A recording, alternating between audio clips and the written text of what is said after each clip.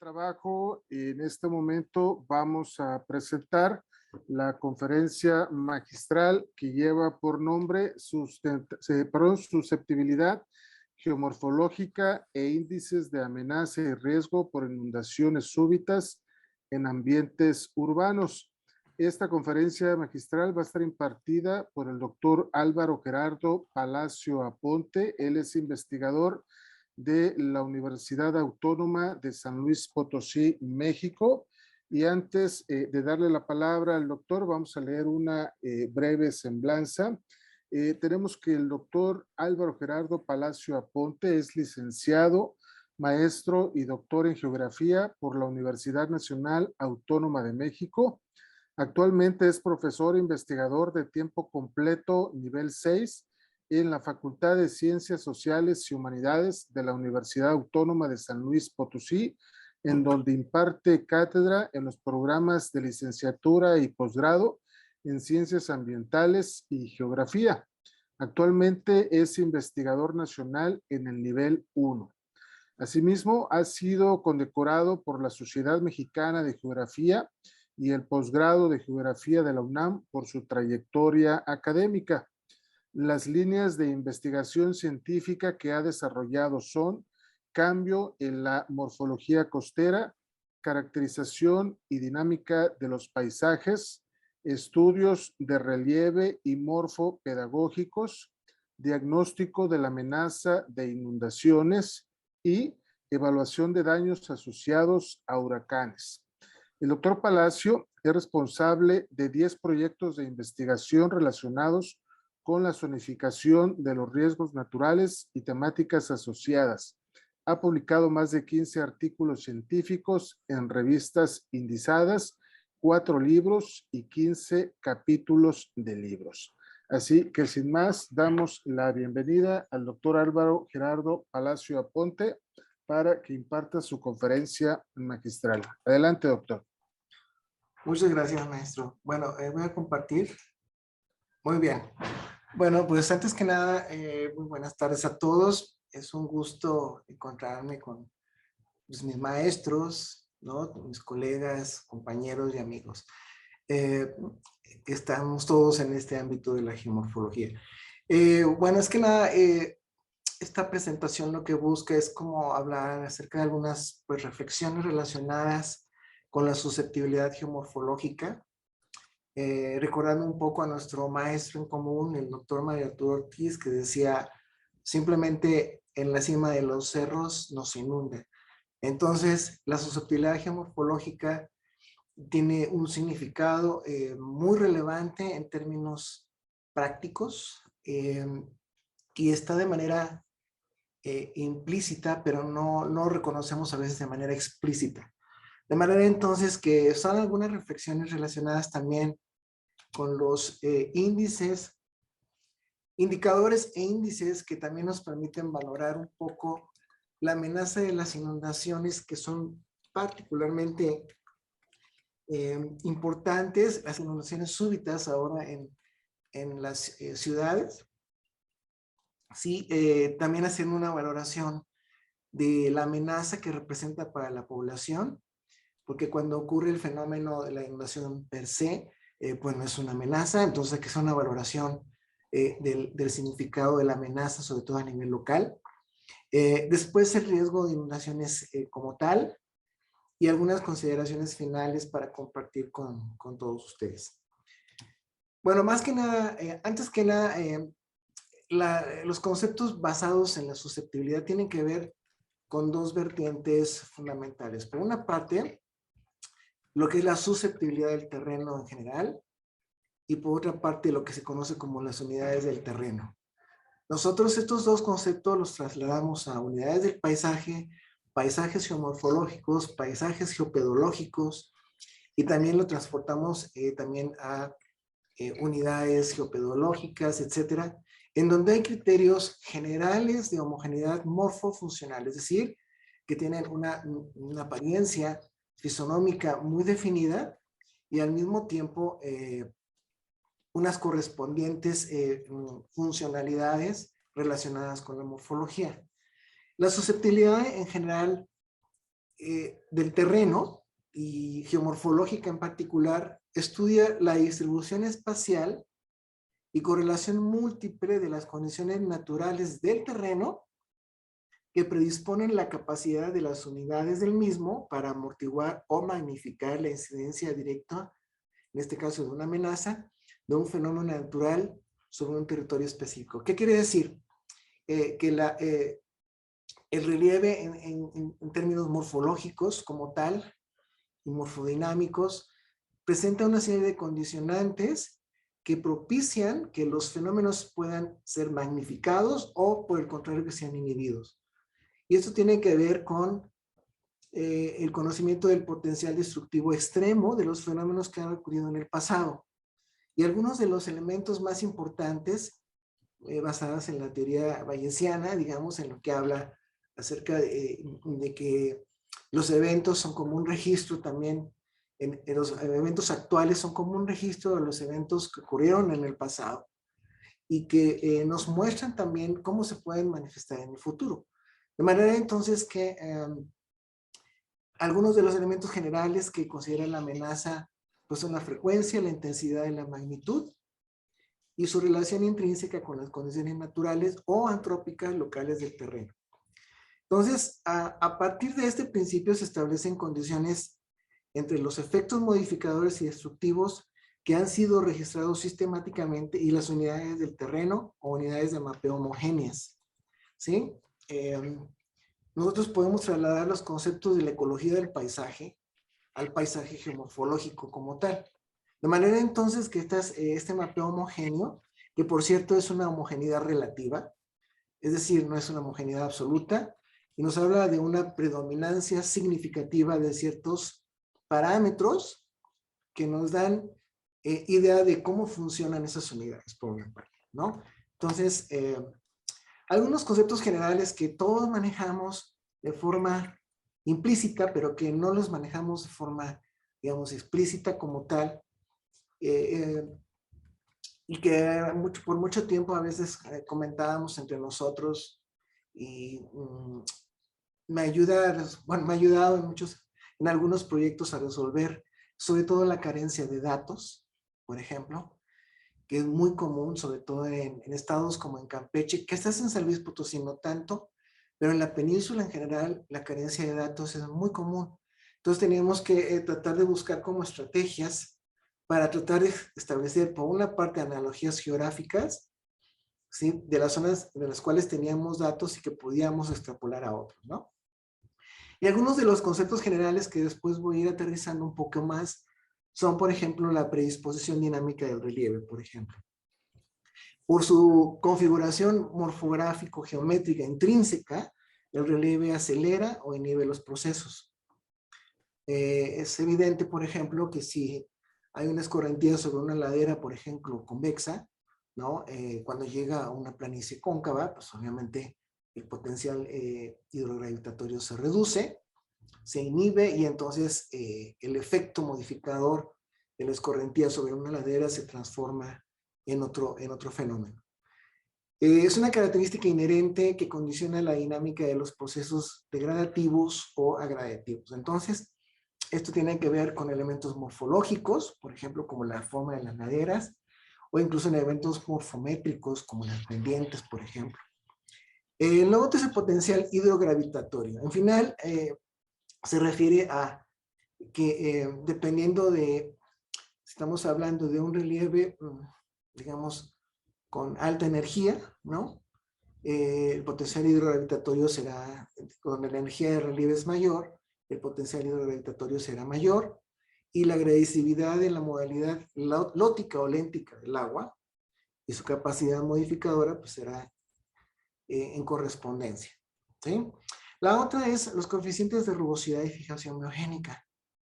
Es muy común, este concepto existe, digamos, en otros ámbitos, en geología, por ejemplo, y se habla fundamentalmente de la oposición y la resistencia relativa de la cobertura de la erosión hídrica, sobre todo, y a la remoción en masa en otros casos, que es la fijación biogénica. Cuando no hay fijación biogénica y cuando se ha perdido la cobertura protectora del suelo, entonces se inhibe la rugosidad y se favorece la erosión. Luego tenemos lo que consideramos, bueno, considero fundamentalmente la homogeneidad morfofuncional relativa, que quiere decir que nosotros en ese sesgo, digamos, geográfico que tenemos de alguna manera, ese sesgo profesional, la idea es que las unidades del terreno con ciertas morfologías tienen unos correspondientes funcionales específicos, no evidentes o criptosistémicos, es decir, están ahí de forma, digamos, presentes en ciertos espacios o ciertas unidades del territorio y que podemos asumir que en función del momento en que este territorio cambia, también cambian las condiciones funcionales. Pasando entonces a la aplicación de estos elementos a las inundaciones súbitas, quisiera hacer como apuntalar todavía un poco más el concepto de inundaciones súbitas y su aplicación en ambientes urbanos. ¿Por qué? Porque las inundaciones súbitas, o conocidas como flash floods, por ejemplo, en inglés, por ejemplo, son típicamente cartografiadas en Estados Unidos, por ejemplo, de forma muy, muy evidente, pero en el resto del mundo es muy poco común que se hable de las inundaciones súbitas específicamente así, es decir, definidas como estas inundaciones que ocurren de forma repentina, ¿sí? Y sobre todo, muy poco se habla de las inundaciones súbitas en ambientes urbanos. ¿Y qué son, para empezar, esas inundaciones súbitas? Los primeros que nada son tirantes de agua estáticos o de comportamiento turbulento, ¿sí? Que invaden zonas bajas, cóncavas y subhorizontales, provocadas por escorrentías de carácter torrencial, que con frecuencia provocan avenidas. Son típicas, por ejemplo, de los climas áridos y semiáridos, donde los flujos de saturación, por ejemplo, y subterráneos apenas participan en la circulación hídrica y la escorrentía depende casi exclusivamente del flujo superficial de agua. Y entonces aquí es donde establecemos una correlación directa con las zonas urbanas, y ahorita voy a tratar de ser un poco más específico. La idea es entonces que cuando el flujo superficial de una lluvia torrencial supera la intensidad de la capacidad de infiltración, entonces ocurren estas inundaciones. ¿Qué es lo que ocurre normalmente en las ciudades? Pues justamente eso. Se ha inhibido la capacidad de infiltración. Entonces, esto lo que provoca es que antes, en cuencas normales, digamos, ocurrían inundaciones en donde había más o menos un balance entre el agua que escurría, la que se infiltraba y la que se evaporaba. Pero desafortunadamente lo que hemos hecho es alterar sobre todo la parte relacionada con los promedios de infiltración. Y eso es lo que se refleja fundamentalmente en las problemáticas de inundaciones en zonas urbanas. Estas inundaciones súbitas normalmente son causadas por lluvias torrenciales en tiempos cortos, normalmente son de horas. ¿Sí? Es decir, normalmente hacemos referencia a lluvias horarias.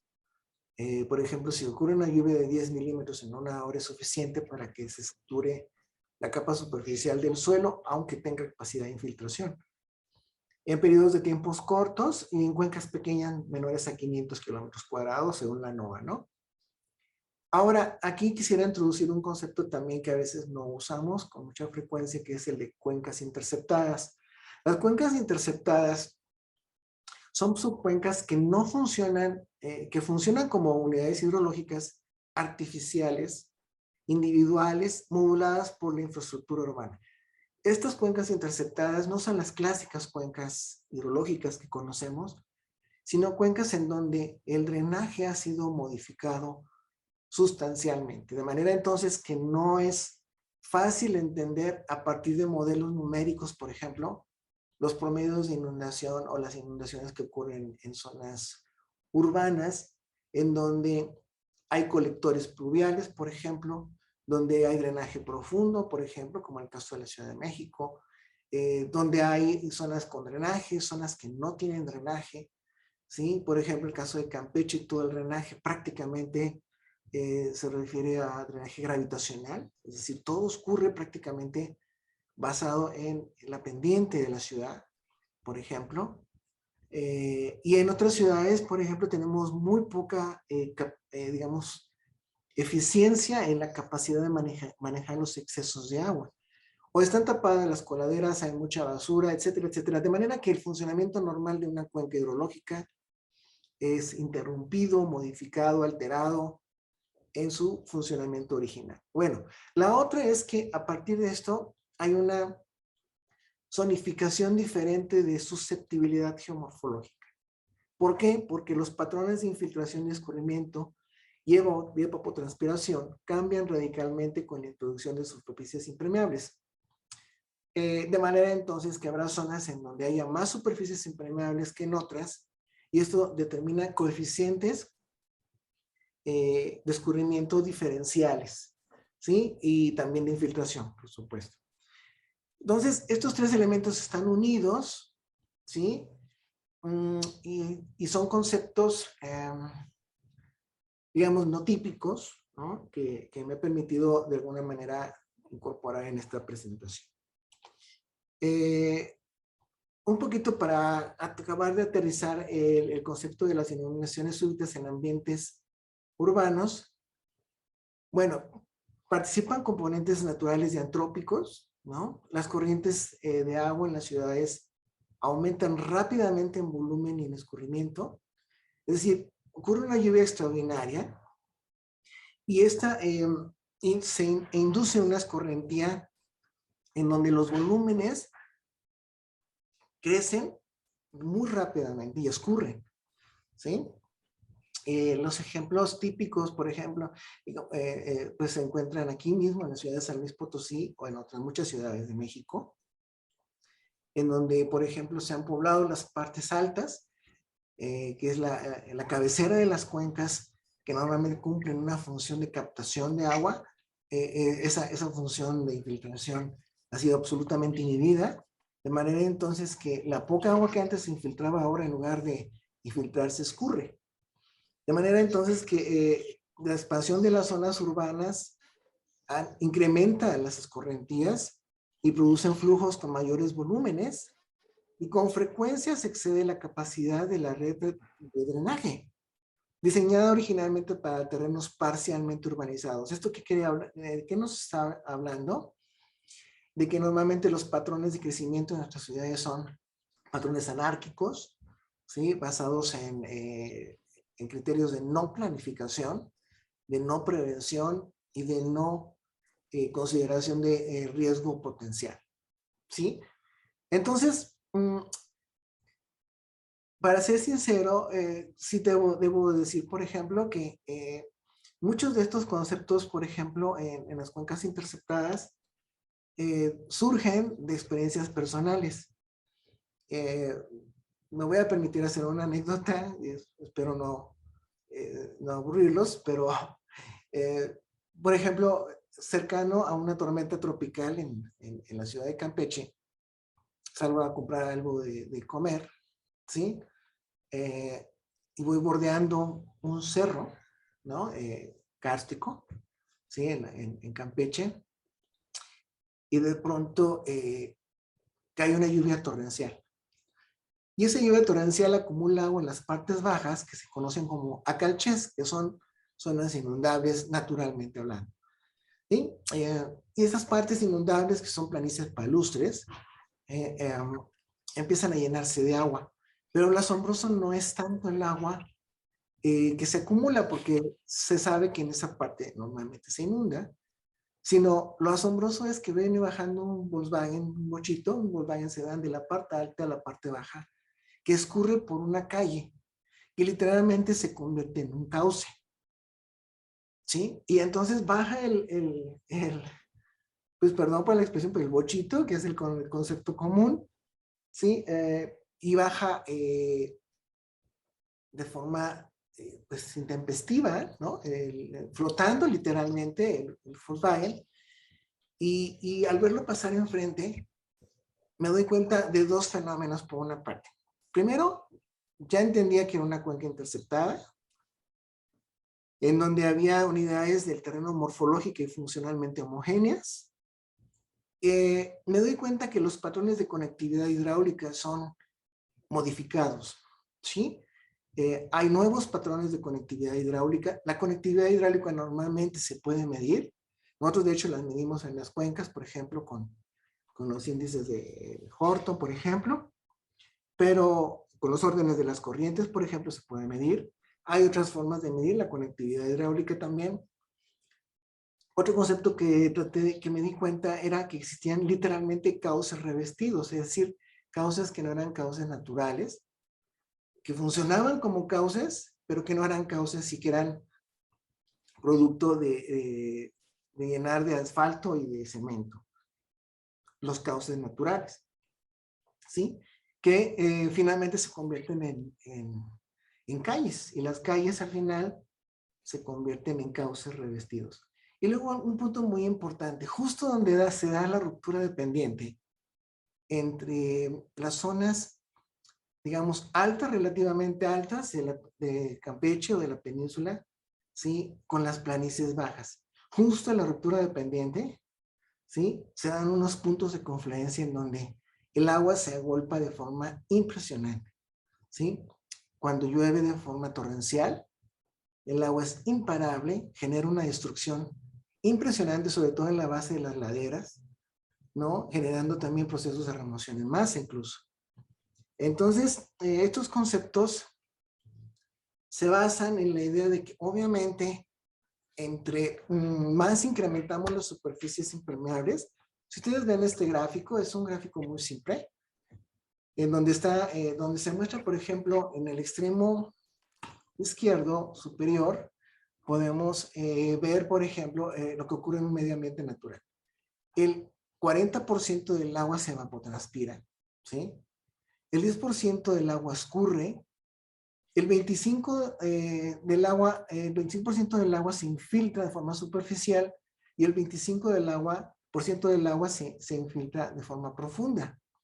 Eso es la cobertura natural original, ¿sí? Vamos aumentando pues la cantidad de superficies impermeables. En un segundo escenario, vemos de 10 al 20% de las superficies impermeables, ¿sí? Y va aumentando en consecuencia también la escorrentía y se va reduciendo la infiltración. Y el caso extremo lo vemos acá en la esquina inferior derecha, ¿sí? En donde podemos ver que cuando tenemos entre el 75% y el 100% de superficies impermeables, el 30% del agua se evapotranspira, el 55%, ¿sí? Se convierte en escorrentía y solamente se infiltra el 15%, entre el 10% de infiltración superficial y el 5% de infiltración profunda. Entonces pasamos de una escorrentía del 10% en un ambiente natural, de una cobertura natural original, a un 55% en una zona prácticamente urbanizada al 100%. Estas condiciones esquemáticas han sido observadas en muchas ciudades del mundo, ¿sí? Y en general, casi todos esos trabajos se hacen en condiciones de lluvias, digamos, normales, entre comillas, ¿no? Pero las lluvias torrenciales, sobre todo en zonas tropicales y asociadas, por ejemplo, sobre todo a huracanes, por ejemplo, son particularmente importantes, ¿no? Entonces, cabe destacar entonces que hay una relación muy, muy importante. Bueno, un poco para ilustrar este contexto, ¿no? De las cuencas interceptadas. Este es un proyecto que nos pidieron para realizar las inundaciones, para hacer un diagnóstico de las inundaciones en la ciudad de Campeche.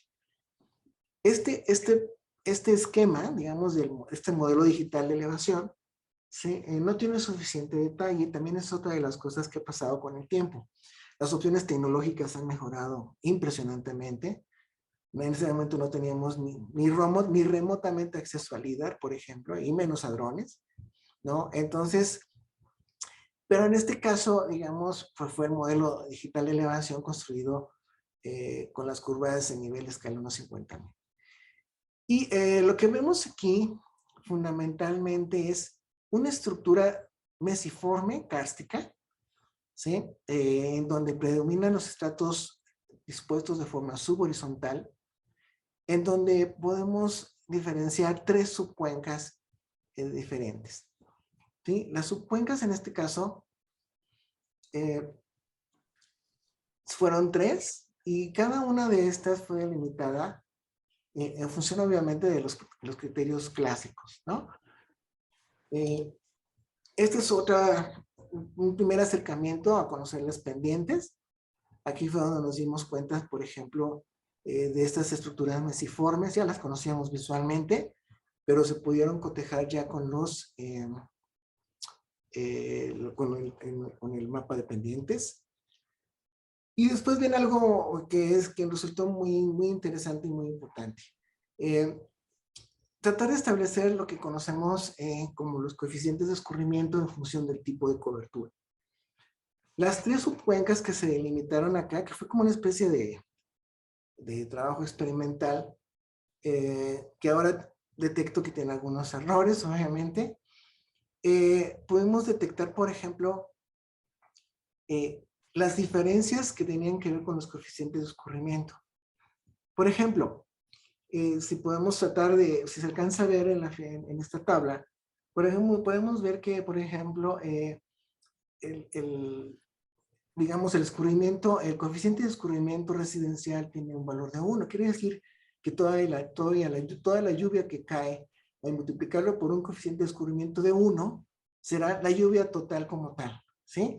Es decir, serán los volúmenes relacionados totalmente con la caída. Y como vemos, los arborizados, por ejemplo, en esta zona particularmente, es de 0.2. Estos coeficientes de escurrimiento tienen una correspondencia con los píxeles. Y utilizamos imágenes QuickBird en su momento para hacer la diferenciación de las coberturas. Se hicieron los cálculos de las áreas, por ejemplo, en metros cuadrados, en hectáreas, y la precipitación media establecida en áreas y el volumen de escurrimiento esperado por cada una de las subcuencas que se delimitaron. ¿Cuál es el problema en este caso? Y después nos dimos cuenta del error, es que la precipitación media no es indicativa de no es un valor indicativo de las inundaciones causadas por lluvias torrenciales, ¿sí? Entonces, hay que hacer un mapa diferente para poder establecer estas respuestas diferenciales en función del tipo de cobertura, ¿sí? En función de las cuencas y la cantidad de áreas impermeables. Se establecieron, por ejemplo, algunos criterios generales impermeables. Importantes, por ejemplo, de la relación entre la infiltración y la permeabilidad, por ejemplo, que puede ser, por ejemplo, rápida infiltración, alta permeabilidad, y eso se da, por ejemplo, en zonas de barreras arenosas y planicies de litorales, por ejemplo, que son algunas habitadas, digamos, están cubiertas por zonas urbanas. En fin, la textura, si la textura es permeable, arenosa, arenolimosa, suelos arenosos no compactados, porque hay algunos que tienen materia orgánica y se compactan. El tipo de drenaje si es perfecto, no compactado, compactado. Y según la ecuación de Horton, el rango de infiltración media en milímetros por hora. Este tipo de niveles de infiltración, por ejemplo, van desde rápida y alta, infiltración permeabilidad, hasta nula. Y entonces, a partir de esos números, digamos que la permeabilidad absoluta es un concepto teórico, en realidad no existe, pero para términos prácticos, pues sí, ¿no? Hay un cero teórico. ¿Qué es lo que nosotros vimos con la imagen QuickBird? Pues empezamos, fíjense ustedes, hasta los patrones, de hecho, de colonización del territorio, ¿sí? Tienen mucho que ver incluso con los regímenes de inundación. Ven ustedes, por ejemplo, esta es la clásica estructura de las ciudades coloniales, por ejemplo, en donde los alrededores, las cuadras están, las manzanas, perdón, están rodeadas de construcción y en el interior, en la parte del medio, mantienen la vegetación original. Este es un patrón muy particular que tiene una expresión también particular en el tipo de superficies impermeables y los coeficientes de escurrimiento que se dan en este caso, ¿no? Luego ese es otro tipo de patrón. Le decía, el anterior patrón lo denominé un patrón antiguo y este es un patrón reciente, en donde también ustedes pueden ver que cambia drásticamente la cantidad de los coeficientes de escurrimiento en áreas impermeables, ¿sí? Totalmente impermeables. En esta zona ni siquiera hay drenaje, entonces se puede hablar que todo es drenaje gravitacional. Este es un ejemplo. Bueno, y este es el otro, por ejemplo, que les decía. Los cauces revestidos y puntos de confluencia. Fueron documentados los lugares en donde bajaba el agua a través de las calles, ¿sí? Y los puntos de confluencia, y se cotejó que en realidad muchos de esos puntos coincidían con las inundaciones súbitas, ¿sí? Es decir, zonas en donde caía una gran cantidad de agua, se inundaba de forma catastrófica, alcanzaba 1,5 metros o hasta 2 metros en 15 minutos, y en media hora muchos de estos zonas ya estaban libres de agua, ¿sí? Solamente en los puntos de confluencia. Quiere decir que son puntos como críticos en tiempos muy cortos, ¿sí? Este, por ejemplo, es la susceptibilidad del terreno a la inundación. Basado en los coeficientes de escurrimiento, ¿sí? En las partes bajas, se delimitaron las zonas en las que hay mayor o menor susceptibilidad a la inundación. Y esto tiene que ver con lo que les comentaba al principio de los conceptos de susceptibilidad geomorfológica. Estos patrones en territorio que facilitan o inhiben los procesos. Pues para no ser más largo esto, entonces quisiera pasar ya a lo que se considera ya propiamente el índice de amenaza local por inundaciones súbitas.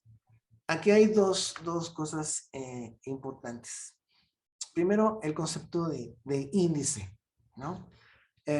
Los índices son finalmente algoritmos, ¿sí? Que armamos nosotros, que son más o menos complejos y que pueden algunos estar basados en modelos matemáticos o pueden ser ecuaciones conceptuales, ¿sí?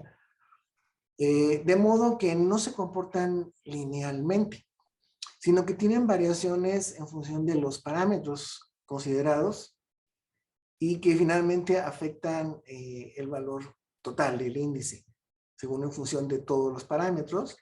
Son transversales, ¿no? Es decir, integran parámetros de naturaleza muy diversa y eso es lo que nosotros debemos de considerar en el caso de los índices. También me voy a permitir remitir a una experiencia personal. Tuve la suerte, la fortuna de trabajar con ingenieros del Instituto de Ingeniería de la UNAM, por ejemplo, durante mucho tiempo. Y, por ejemplo, aquí es donde viene la otra parte del concepto de la amenaza local. Ellos generaban unos mapas fenomenales, pero sus píxeles eran de 1 kilómetro por 1 kilómetro. ¿Sí? Y entonces, dentro de 1 kilómetro por 1 kilómetro podían ocurrir cientos de situaciones diferentes relacionadas con la susceptibilidad diferencial del terreno a las inundaciones. De manera entonces que nos complementábamos. Ellos hacían los modelos numéricos, ¿sí? Y la experiencia personal es que un día en una reunión con la gente que maneja cosas, pues en teoría pragmáticas, que es la que se dedica a la compra-venta de mercancías, por ejemplo, como el SAMS. En este caso, el SAMS nos decía en Campeche, por ejemplo, a ver, yo necesito saber cuánto se va a inundar para comprar las tarimas que me permitan subir mis productos así arriba de las tarimas. Bueno, datos concretos específicamente, si ocurre un huracán como el huracán Isidoro, por ejemplo, tiene una probabilidad de que ese huracán se repita en 60 años y que alcance 1,5 metros de altura en la zona donde usted está. ¿Y qué probabilidad existe esa, pues, de de que ocurra el sismo, el sismo, la inundación, perdón, el próximo año, pues es una en 60 por año. No, pues entonces 60 años, en 60 años ya me voy a morir. Entonces, muchos de ese tipo de elementos que tienen que ver con la valoración cuantitativa, numérica, pierde significado en el nivel local para muchos de los usuarios. Entonces, por eso se trataba de hacer como este ajuste un poco a nivel local de la amenaza basada en la susceptibilidad geomorfológica. Lo otro, ¿qué es la amenaza en realidad? ¿Sí? Todos sabemos el concepto de amenaza. La amenaza existe cuando representa un peligro, o es la misma amenaza es un peligro para la población. Si existe un fenómeno como tal y ocurre en el ambiente y no tiene ninguna implicación sobre la sociedad, sobre la población específica, no es amenaza. Entonces, este tipo de condiciones son las que nosotros estábamos tratando de valorar. Zonas, por ejemplo, de Acalchés, que eran zonas naturalmente inundables, donde no había población, pues obviamente no había amenaza. ¿Sí? La cuestión entonces es, cuando hablamos de un riesgo real, cuando hablamos de un riesgo potencial, y ahorita lo voy a ver un poquito más adelante. Bueno, la otra es, la amenaza local también, lo que busca es considerar también los eventos frecuentes menores. ¿Por qué? Porque normalmente ponemos atención en los eventos mayores, ¿sí? Un gran huracán, ¿sí? Un gran terremoto, por ejemplo, ¿sí? Y cuando bajamos el nivel de análisis y encontramos que los análisis generalistas no nos permiten resolver problemáticas a nivel local, entonces es donde empezamos a tener estos problemas. De manera entonces que los eventos frecuentes menores tienen importancia porque afectan de manera crónica a nivel local, ¿sí? Y impactan a nivel particular, sobre todo los estratos socioeconómicos más bajos, más frágiles de la población y generan efectos perjudiciales para el desarrollo en general. Por ejemplo, para el índice de amenaza, algunos de los elementos relacionados con el coeficiente de localización, donde se utiliza también la autocorrelación de Morán, por ejemplo, que en este caso nos sirve mucho porque las valoraciones puntuales nos permiten ponderar si los elementos considerados son los de mayor intensidad en un lugar y se concentran, están de forma aleatoria o no tienen ningún patrón definido. ¿Sí? Esto también en el análisis espacial nos sirve mucho para entender la magnitud, que es la cobertura de afectación. La magnitud es toda el área susceptible de ser afectada. Y después vamos al nivel más específico, que es la intensidad. El tirante de agua en espacios públicos y privados, es decir, la altura del agua que alcanza en algunos puntos, que normalmente puede ir, este caso específicamente es para la ciudad de San Luis Potosí, puede ir entre 10 y 100 centímetros. En algunas partes, de manera extraordinaria, se han alcanzado hasta casi 3 metros, 2 metros 70. La otra es el indicador de persistencia, es decir, no es lo mismo que dure media hora a que dure 48 horas o a que dure una semana, ¿sí? Lo que buscamos aquí es el análisis multicriterio de jerarquías analíticas. ¿Qué quiere decir esto entonces? Muchos elementos que nos permitan ponderar cuáles son los elementos más relevantes, los que tienen más peso y los que son más frecuentes. Otro es el indicador de frecuencia. Esto se refiere al número de inundaciones promedio anual. No hablamos de las inundaciones en general de la ciudad, ¿no? Sino las inundaciones a nivel puntual, es decir, en los puntos de confluencia de las calles, en las colonias, en las manzanas, en las calles mismas. Y entonces en este caso, por ejemplo, encontramos desde una inundación hasta 10 inundaciones. Entonces, todos estos elementos se van ponderando de forma diferencial y tienen una expresión espacial. Y al mismo tiempo, entonces, cada uno de estos elementos tiene un peso relativo diferencial, ¿sí? Que eso nos permite ahora, pues los sistemas de información geográfica ahora son muy benignos en ese sentido porque nos ayudan a hacer pruebas y pruebas y pruebas y pruebas hasta que tenemos algo muy cercano a la realidad. Cuando tenemos un producto que está muy lejos de la realidad, quiere decir que algo hicimos mal en el proceso y que entonces hay que repetirlo, ¿no? Este, por ejemplo, es el índice de amenaza local en la ciudad de San Luis Potosí. Lo que se buscó en estas zonas, pues ven, son 3 gradientes fundamentalmente. Aquí solamente se encontraron 2 gradientes en función de las ponderaciones relativas que mencioné anteriormente, medio y alto, ¿sí? Y para los que conocen San Luis, bueno, aquí hay una zona que le llaman el río Santiago, ahorita vamos a ver unas imágenes. El río Santiago es un río, literalmente, un río, que se convirtió en un bulevar. Algún gobernador en el pasado dijo, bueno, pues como aquí casi no llueve, aquí llueve 365 milímetros al año, a diferencia de lo que llueve en Campeche, que es el doble, 1200 milímetros. Bueno, se diga, por ejemplo, en Chiapas, ¿no? Estamos hablando de otras magnitudes. Pero, por ejemplo, en este caso, dirían, pues tan poca agua, ¿cómo genera inundaciones? Pues sí, porque las lluvias cada vez, y aquí también me remito al cambio climático otra vez, cada vez las lluvias son más frecuentes en términos de su volumen, es decir, cae más agua en menos tiempo. Entonces, las amenazas relacionadas con las inundaciones súbitas pues van aumentando en su importancia, ¿sí? Y entonces lo que nosotros encontramos aquí es una serie de condiciones que nos permiten inferir localmente cómo se comportan las inundaciones en términos de la amenaza. Luego viene la parte de la vulnerabilidad prevalente. ¿A qué nos referimos con la vulnerabilidad? Pues es un concepto que todos conocemos, está relacionado un poquito con los niveles de exposición de la población, ¿no? Entonces, estos índices, por ejemplo, lo que buscan es las áreas más propensas en función de la fragilidad socioeconómica y la falta de resiliencia social, ¿sí? Es para todos sabido que, por ejemplo, entre mayor capacidad económica se tiene en un lugar, la capacidad de respuesta y recuperación es mayor, ¿sí? Porque las personas que tienen esa capacidad pues de reconstruir o de readaptar, pues requiere siempre recursos. La resiliencia social se construye también en cuanto a la respuesta en conjunto con las instituciones. Desafortunadamente, en muchos de los casos, pues la respuesta es lenta o es inexistente en algunos casos.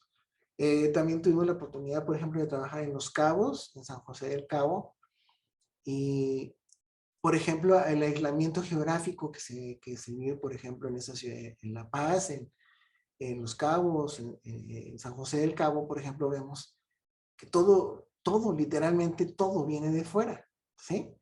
Y entonces cuando ocurre un huracán, pues hay un aislamiento terrible y las inundaciones súbitas acaban hasta con las carreteras que existen, ¿no? Y existen una gran cantidad de deslizamientos, corrimientos de tierra, flujos de lodo, etc.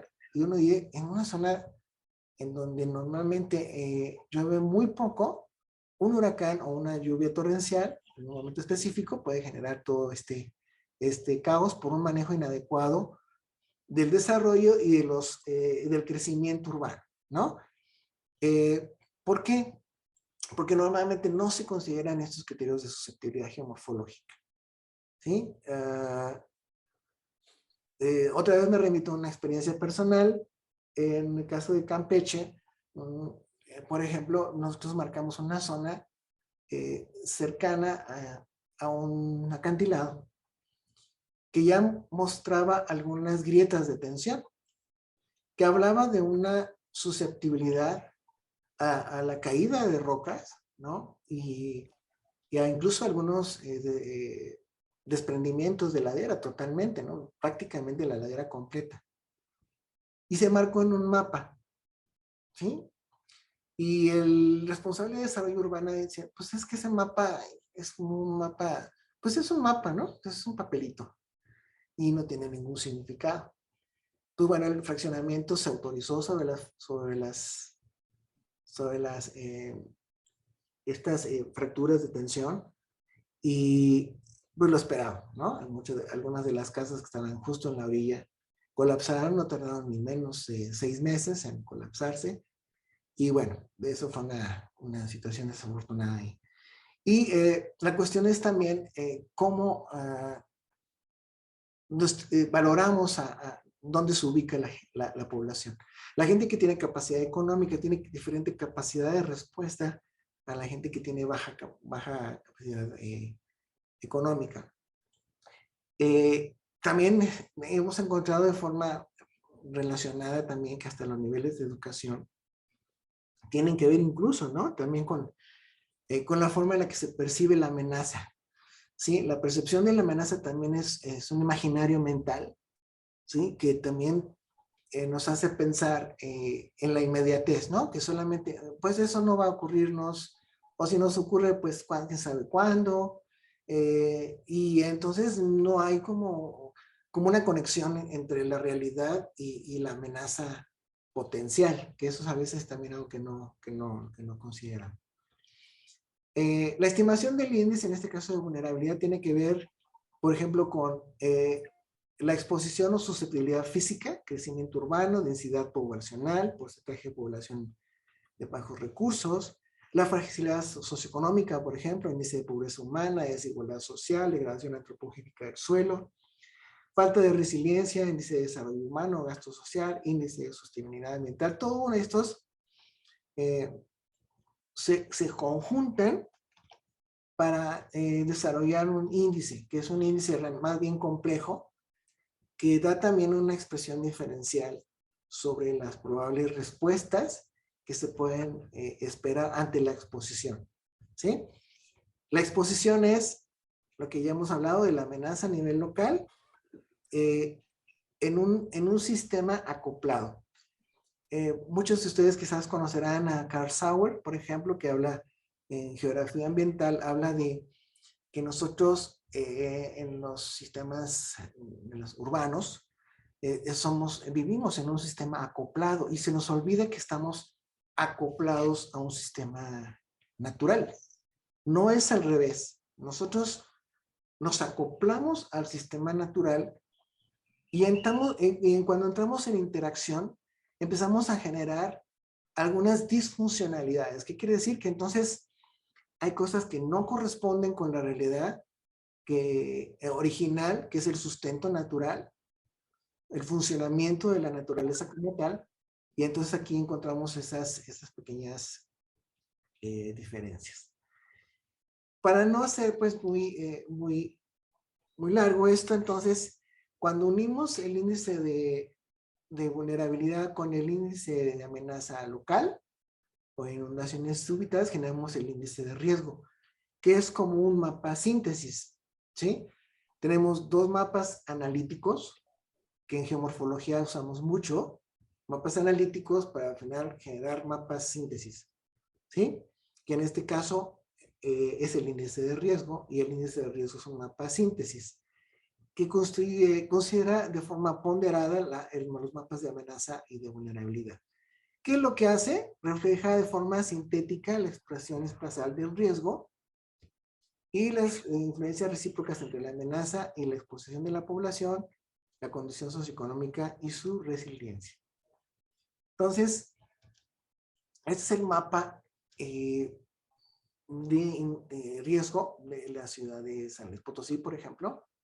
Tengo otro parecido en el caso de Campeche, pero ahí lo dividí en mapa de inundaciones ordinarias y inundaciones extraordinarias. Y entonces aquí ya vemos el mapa síntesis, en donde tenemos ya las dos condiciones, digamos, acopladas, ¿no? Es decir, unas condiciones artificiales que se han introducido en este caso, sobreimpuestas sobre unas condiciones naturales que predisponen el terreno y por lo tanto que dan diferentes niveles de susceptibilidad geomorfológica también. De manera entonces que digamos que de alguna forma es como una especie de traducción, ¿no? de la información geomorfológica para contextos antropizados, ¿sí? Es decir, ¿cómo traducimos lo que estas nuevas formas de sistemas acoplados a los sistemas naturales para darle un significado geomorfológico, pero en términos, digamos, ya urbanos, ¿no? Digamos, en una realidad local específica. Consideraciones finales, bueno, pues la idea de los índices y los indicadores es que nos permiten traducir información de diversas fuentes y hacerlo transversal con la condición natural y con la condición antrópica. Eso es lo que nos permite tener diferentes elementos para tener un juicio más asertivo, sobre todo en gestión del riesgo, que es pues un factor muy relevante en la planificación y en el desarrollo urbano, ¿no? La gestión del riesgo. Y recuerden que la gestión del riesgo pues tiene como dos modalidades, la correctiva y la prospectiva. La correctiva es cuando detectamos los errores y ponemos un parche para solucionar algo de manera temporal. Y la prospectiva es cuando estamos viendo ya a futuro, ya previendo los riesgos no reales, sino los potenciales. Y entonces eso es lo que muchas veces no se considera en este caso, ¿no? Los indicadores de persistencia y localización de la amenaza permiten diferenciar el territorio de forma rápida y objetiva, ¿sí? Como les comento, los modelos, por supuesto, son muy valiosos, pero en cuencas interceptadas, alteradas por el hombre, siempre hay condiciones muy particulares que rompen con ese esquema que los modelos a veces no consideran, ¿sí? Los modelos consideran más bien unos parámetros más o menos lineales y las condiciones de las zonas urbanas muchas veces tienen que ver con condiciones muy particulares. Me ha tocado ver zonas en San Luis Potosí que, por ejemplo, zonas de alcantarillas que literalmente los llenan de basura y encima le ponen cemento, ¿sí? Pues porque dicen que casi no llueve, entonces pues, la basura no hay donde tirarla, la voy a tirar en la alcantarilla y luego pues como huele feo pues le pongo cemento encima o asfalto, lo que encuentre, ¿sí? La otra es también que la fragilidad y la resiliencia es un concepto muy vigente hoy en día, la resiliencia. La resiliencia hoy es más que siempre relevante porque un concepto de orden natural ahora se está manejando como un concepto de orden antrópico o antropogénico, ¿sí? En donde esa capacidad de recuperación o de volver al estado inicial es muy importante. Lo que se busca hoy es que las sociedades cada vez sean más resilientes, ¿no? Eso es lo que se debería de buscar. Y bueno, y los indicadores y los índices, por ejemplo, pues nos ayudan mucho a las situaciones de riesgo. Pues bueno, este es un ejemplo. Este es el río Santiago. Este es un río, ¿sí?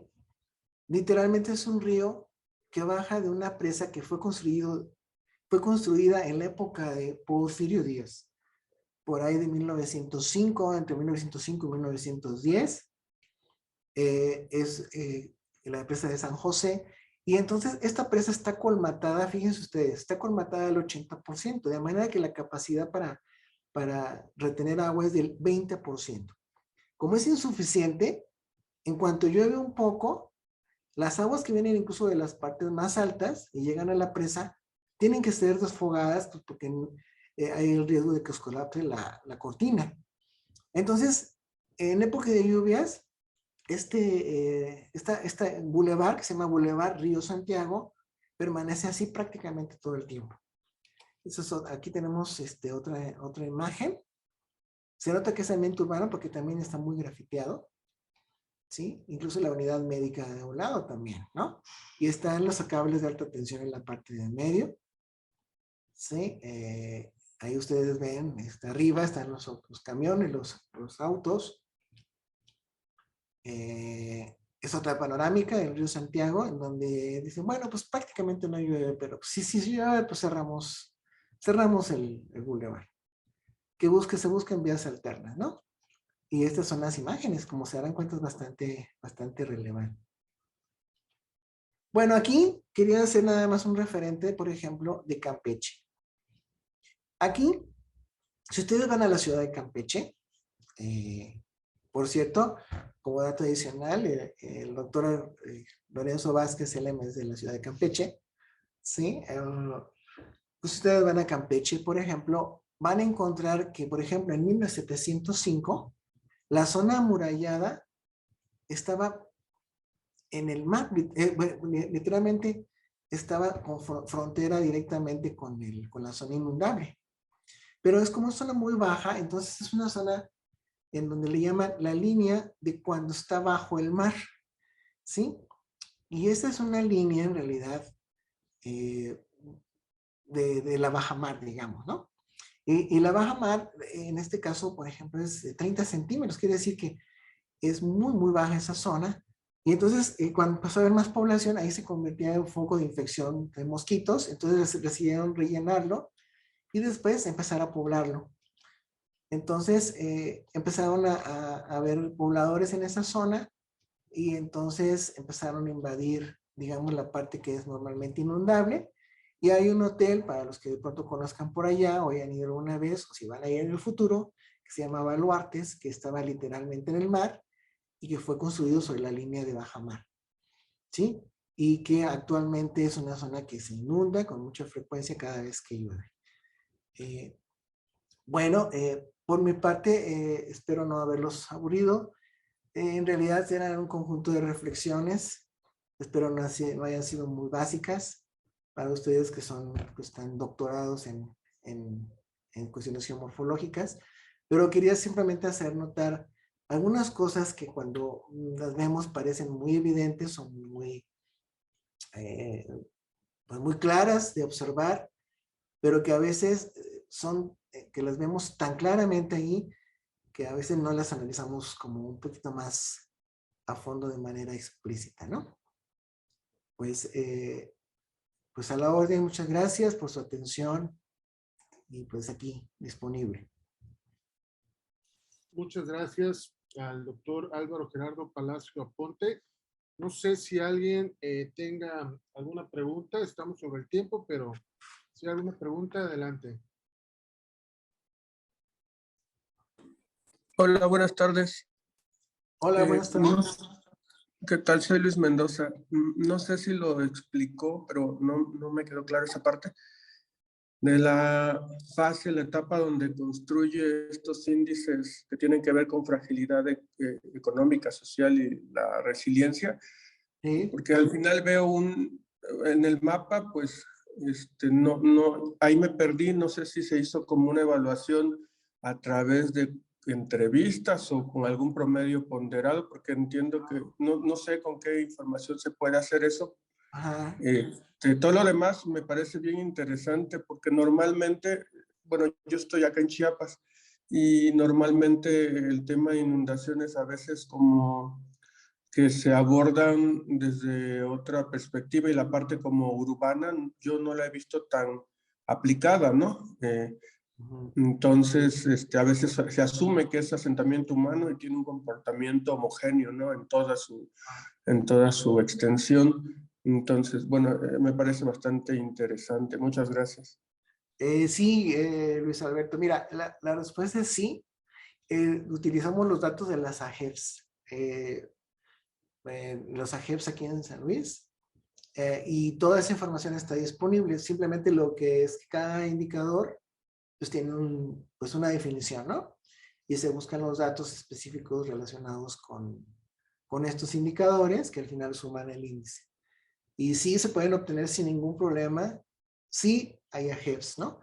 Aquí hay varias AGEPS en San Luis, entonces se pudo hacer sin ningún problema. Ojo que las AGEPS son muestreos, fueron diseñadas para muestreos geoestadísticos, digamos, en el sentido más que nada de la practicidad que implica las brigadas que hacen estos, sobre todo, por ejemplo, los censos, ¿no? Sin embargo, pues es la única información que tenemos disponible, que imagínense, por ejemplo, aquí tenemos 1.200.000 habitantes, 1.200.000 habitantes, 1.200.000 habitantes, entonces imagínense, pues hacer encuestas y todo eso, pues sí cuesta como más trabajo. Pero la respuesta es sí, sí hay datos y sí se pueden ponderar y sí nos funcionaron en el caso específico de San Luis. Algo muy importante es la morfología urbana. Es muy notorio lo que uno puede describir a través de los indicadores y evidente en la morfología urbana. Ujú. Ok, muchas gracias. No, de nada, aquí a la orden. Bueno, pues muchas Perfecto. gracias. Gracias. ¿Sí? ¿Alguna otra participación? Creo que ya los aburrí, así que Ok, bueno, bueno, igual a la orden, cualquier duda, pues está disponible mi correo por ahí y con mucho gusto. perfecto. Muchísimas gracias al doctor Álvaro Gerardo Palacio Aponte por la presentación de la conferencia magistral Susceptibilidad Geomorfológica e Índices de Amenazas y Riesgo por Inundaciones Súbitas en Ambientes Urbanos. Y bueno,